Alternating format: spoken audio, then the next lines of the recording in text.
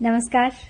श्रीमद् वाल्मीकि रामायण अखंड पाठ में आज का हमारा सर्ग है द्विसप्ततितम यानी 72वां सर्ग अयोध्या कांड से।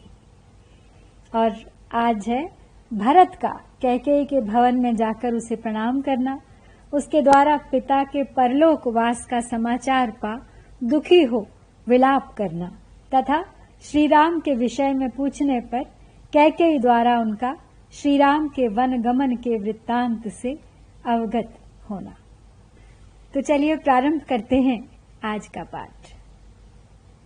अपश्यंस्तु ततस्तत्र पितरं पितुरालये जगाम भरतो द्रष्टुं मातरं मातुरालये अनुप्राप्तं तु तं दृष्ट्वा कैकेयी प्रोषितं सुतम् उत्पपात तदा हृष्टा त्यक्त्वा सौवर्णमासनम् स प्रविश्यैव धर्मात्मा स्वगृहं श्रीविवर्जितम् भरतः प्रेक्ष्य जग्राह जनन्याश्चरणौ शुभौ तं मूर्ध्नि समुपाघ्राय परिष्वज्य यशस्विनम् अंके भरतमारोप्य प्रष्टुं समुपचक्रमे अद्य कतिचित् रात्रश्च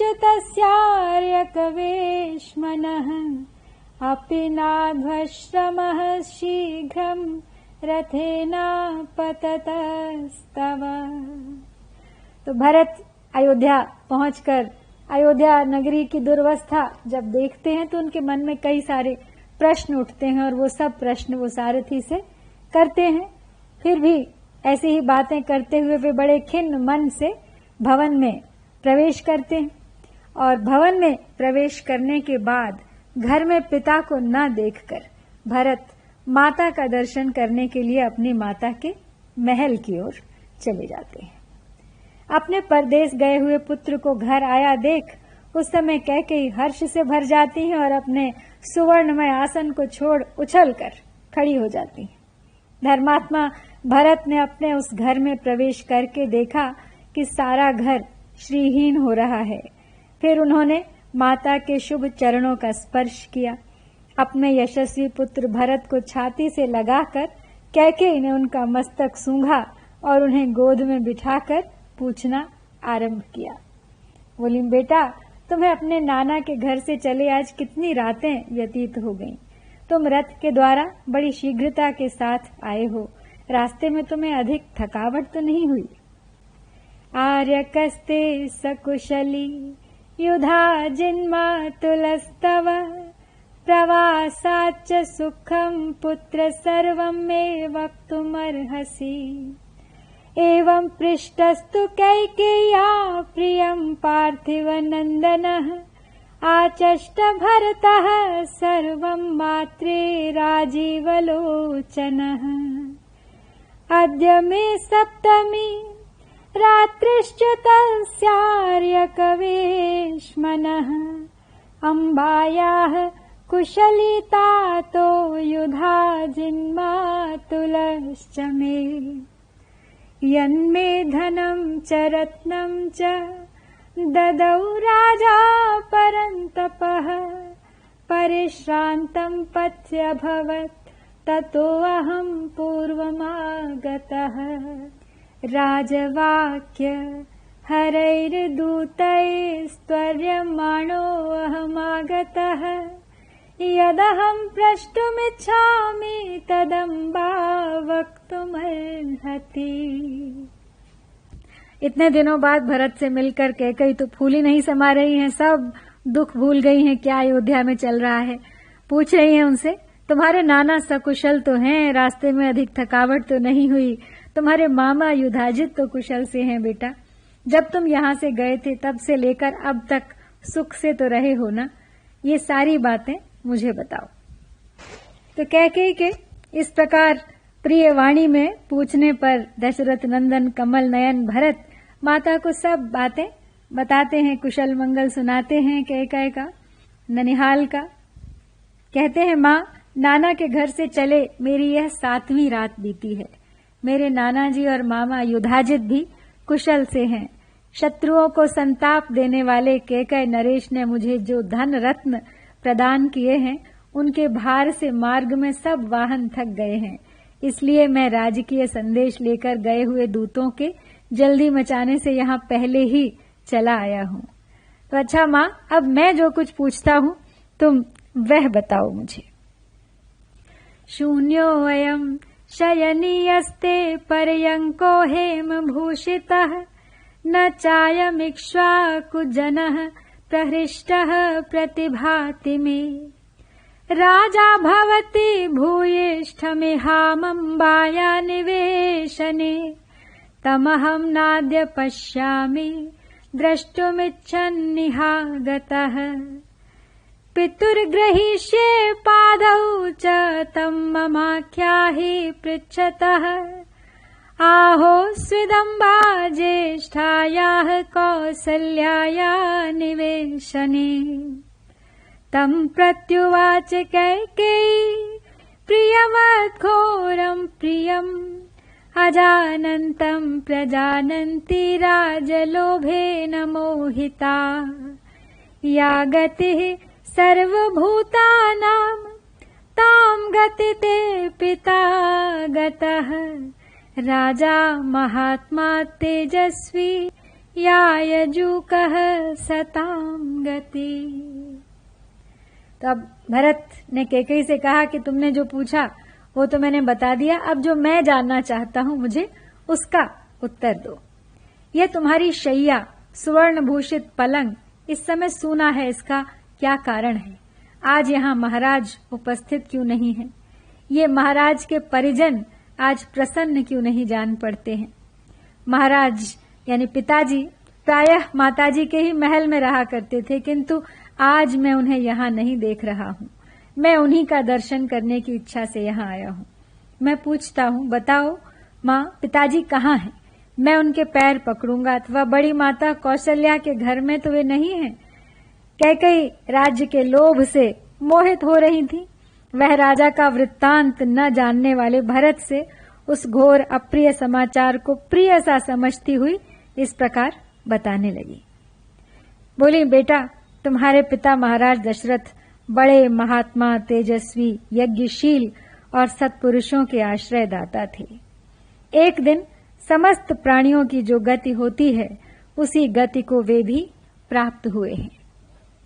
तच्छ्रुत्वा भरतो वाक्यम धर्माभिजनवाञ्छुचिः पपात सहसा भूमौ पितृशोक बलार्दितः। हा हतोऽस्मीति कृपणां दीनां वाचमुदीरयन् निपपात महाबाहुर्बाहु विक्षिप्य वीर्यवान्।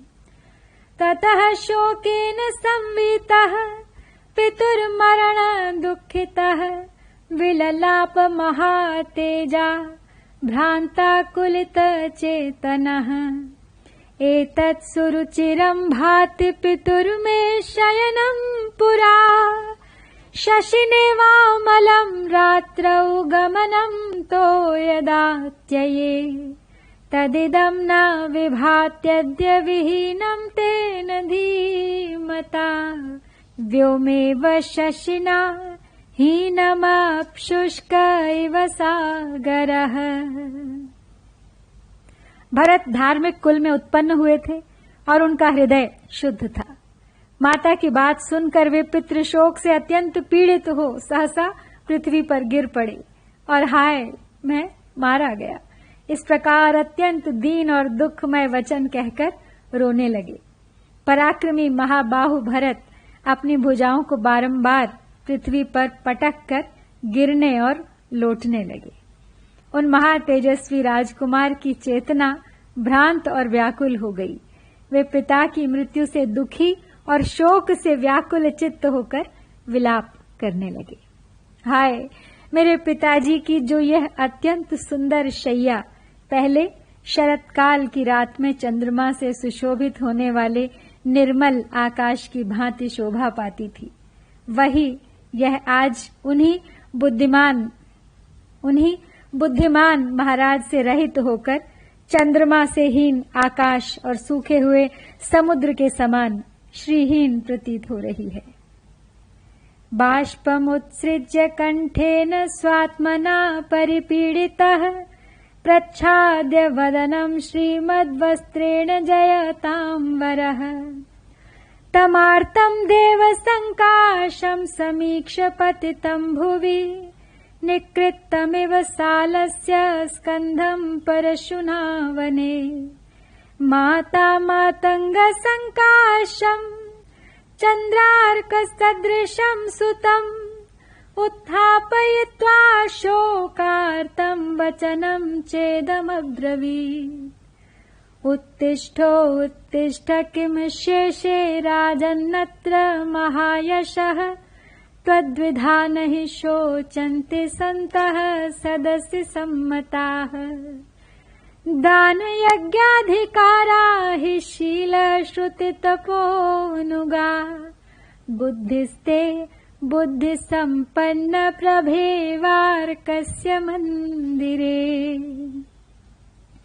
विजयी वीरों में श्रेष्ठ भरत अपने सुंदर मुख वस्त्र से ढककर अपने कंठ स्वर के साथ आंसू गिराकर मन ही मन अत्यंत पीड़ित हो पृथ्वी पर पड़कर विलाप करने लगे। देवतुल्य भरत शोक से व्याकुल हो वन में फरसे से काटे गए साखू के तने की भांति पृथ्वी पर पड़े थे। मतवाले हाथी के समान पुष्प तथा चंद्रमा या सूर्य के समान तेजस्वी अपने शोकाकुल पुत्र को इस तरह भूमि पर पड़ा देख माता कैकेयी ने उन्हें उठाया और कहा, राजन उठो उठो महायशस्वी कुमार, तुम इस तरह यहाँ धरती पर क्यों पड़े हो? तुम्हारे जैसे सभाओं में सम्मानित होने वाले सत्पुरुष शोक नहीं किया करते हैं। हे बुद्धि संपन्न पुत्र, जैसे सूर्य मंडल में प्रभा निश्चल रूप से रहती है उसी प्रकार तुम्हारी बुद्धि सुस्थिर है। वह दान और यज्ञ में लगने की अधिकारिणी है, क्योंकि सदाचार और वेद वाक्यों का अनुसरण करने वाली है। सरुदित्वा चिरं कालं भूमौ परिविवृत्य च जननीं प्रत्युवाचेदं शोकैर्बहुभिरावृतः अभिषेक्ष्यति रामं तु राजा यज्ञं नु यक्ष्यते इत्यहं कृतसंकल्पो हृष्टो यात्रा मया शिशम् तदिदं ह्यन्यथा भूतं व्यवदीर्णं मनो मम पितरं यो न पश्यामि नित्यं प्रियहिते रतम् अम्बकेनात्यगाद्राजा व्याधिना मय्यनागते धन्या रामादयः सर्वे यैः प्रीता संस्कृतः स्वयं न नूनं मां महाराजः प्राप्तं जानाति कीर्तिमान् उपजिघ्रेत्तु मां मूर्ध्नि तातः सन्नाम्य सत्वरम्। तो भरत पृथ्वी पर लोटते पोटते बहुत देर तक रोते रहे। तत्पश्चात अधिकाधिक शोक से आकुल होकर वे माता से इस प्रकार बोले, मैंने तो यह सोचा था कि महाराज श्री राम का राज्याभिषेक करेंगे और स्वयं यज्ञ का अनुष्ठान करेंगे। यही सोचकर मैंने बड़े हर्ष के साथ वहां से यात्रा की थी, किंतु यहाँ आने पर सारी बातें मेरी आशा के विपरीत हो गईं। मेरा हृदय फटा जा रहा है, क्योंकि सदा अपने प्रिय और हित में लगे रहने वाले पिताजी को मैं देख नहीं रहा हूँ। माँ, महाराज को ऐसा कौन सा रोग हो गया था जिससे कि वे मेरे आने के पहले ही चल बसे? श्री राम आदि सब भाई धन्य हैं जिन्होंने स्वयं उपस्थित रहकर पिताजी का अंत्येष्टि संस्कार किया है। निश्चय ही मेरे पूज्य पिता यशस्वी महाराज को मेरे यहाँ आने का कुछ पता नहीं है, अन्यथा वे शीघ्र ही मेरे मस्तक को झुकाकर उसे प्यार से सूंघते। क्व स पाणिः सुख स्पर्शस्तातस्या क्लिष्ट कर्मणः यो हि मां रजसा ध्वस्तमभीक्षणं परिमार्जति यो मे भ्राता पिता बन्धुर्यस्य दासोऽस्मि सम्मतः तस्य मां शीघ्रमाख्याहि रामस्याक्लिष्टकर्मणः पिता हि भवति ज्येष्ठो धर्ममार्यस्य जानतः तस्य पादौ गृहीष्यामि स हिदानीं गतिर्मम धर्मविद् धर्मशीलश्च महाभागो दृढव्रतः आर्ये किमब्रवीत् राजा पिता मे सत्यविक्रमः पश्चिमं साधु सन्देशमिच्छामि श्रोतुमात्मनः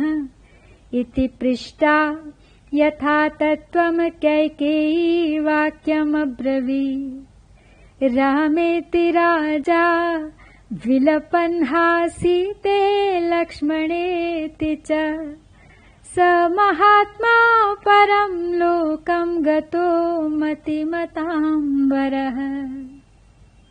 तो भरत अपने पिता को वहां न पाकर बहुत दुखी हो रहे हैं और वो समाचार सुनकर उनका हृदय फट रहा है। कहते हैं, हाँ, अनायास ही महान कर्म करने वाले मेरे पिता का वह कोमल हाथ कहाँ है जिसका स्पर्श मेरे लिए बहुत ही सुखदायक था। वे उसी हाथ से मेरे धूले धूसर शरीर को बारंबार पोंछा करते थे। अब जो मेरे भाई, पिता और बंधु हैं तथा जिनका मैं परम प्रिय दास हूँ, अनायास ही महान पराक्रम करने वाले उन श्री रामचंद्र जी को तुम शीघ्र ही मेरे आने की सूचना दो। धर्म के ज्ञाता श्रेष्ठ पुरुष के लिए बड़ा भाई पिता के समान होता है। मैं उनके चरणों में प्रणाम करूंगा। अब वे ही मेरे आश्रय हैं।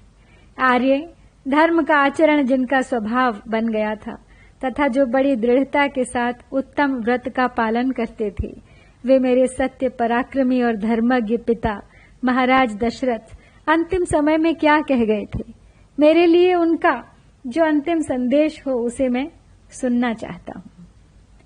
तो भरत के इस प्रकार पूछने पर कैकेयी ने सब बात ठीक ठीक बता दी।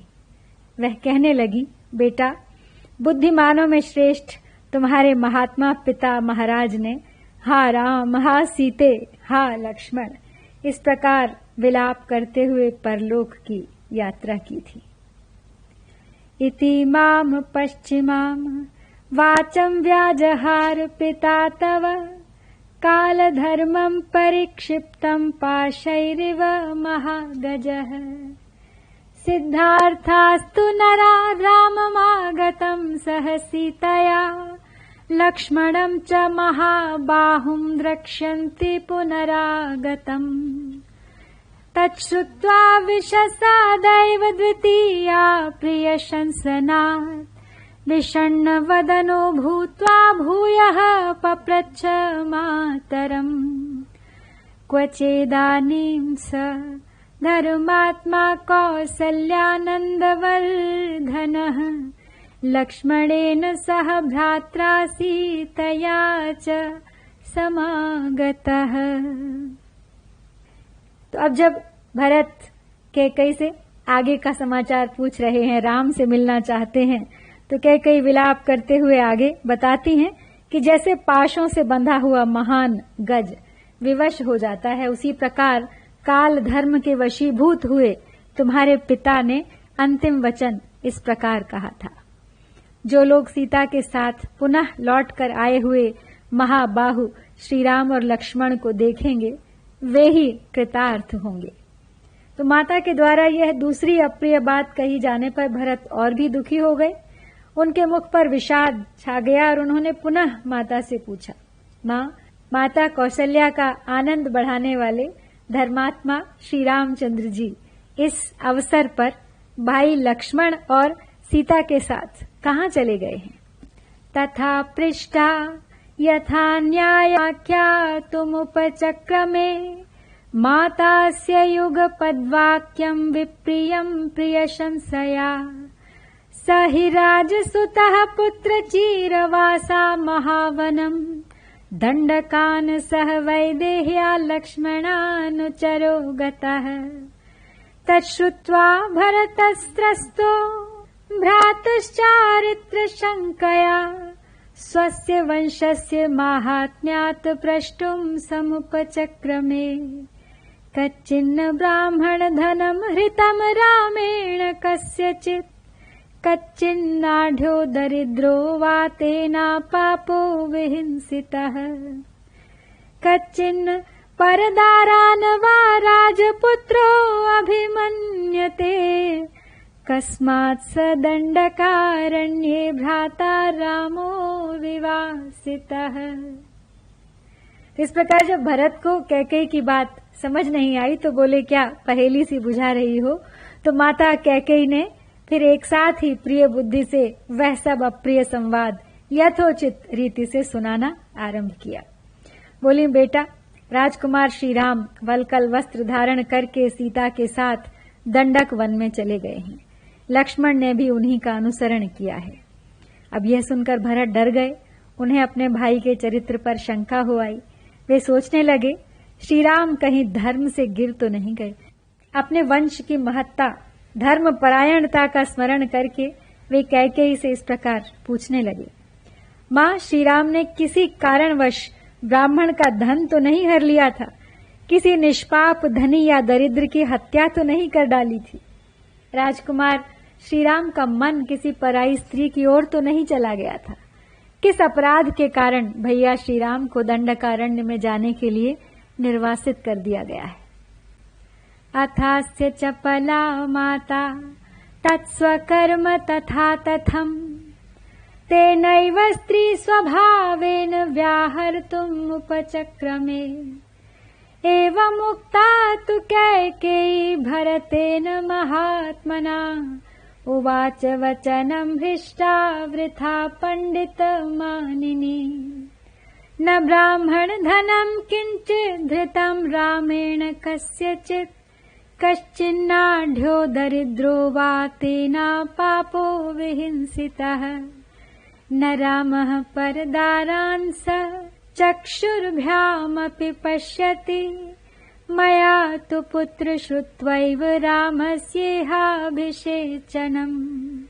न ब्राह्मण धनं किंचित् धृतं रामेण कस्यचित्, याचितस्ते पिता राज्यं रामस्य च विवासनम्। स स्ववृत्तिं समास्थाय पिता ते तत्तथा करो, रामस्तु सह सौमित्रिः प्रेषितः सह सीतया।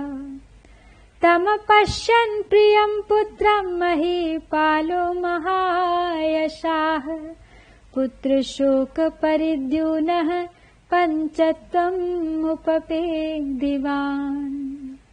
तो कैकेयी की बात सुनकर भरत को एक बार तो ऐसा लगा कि हो सकता हो जाने अनजाने श्री राम से कोई अपराध हो गया हो, जिसके कारण उन्हें वन के लिए निर्वासित कर दिया गया था। तो उन्होंने पूछा माता से कि ऐसा क्या किया था भैया ने। तब चपल स्वभाव वाली भरत की माता कैकेयी ने उस विवेक शून्य चंचल नारी स्वभाव के कारण ही अपनी करतूत को ठीक ठीक बताना आरंभ कर दिया। महात्मा भरत के पूर्वोक्त रूप से पूछने पर व्यर्थ ही अपने को बड़ी विदुषी मानने वाली कैकेयी ने बड़े हर्ष में भरकर कहा, बेटा, श्री राम ने किसी कारणवश किंचन मात्र भी ब्राह्मण के धन का अपहरण नहीं किया है। किसी निरपराध धनी या दरिद्र की हत्या भी उन्होंने नहीं की है। श्री राम कभी किसी पराई स्त्री पर दृष्टि नहीं डालते हैं।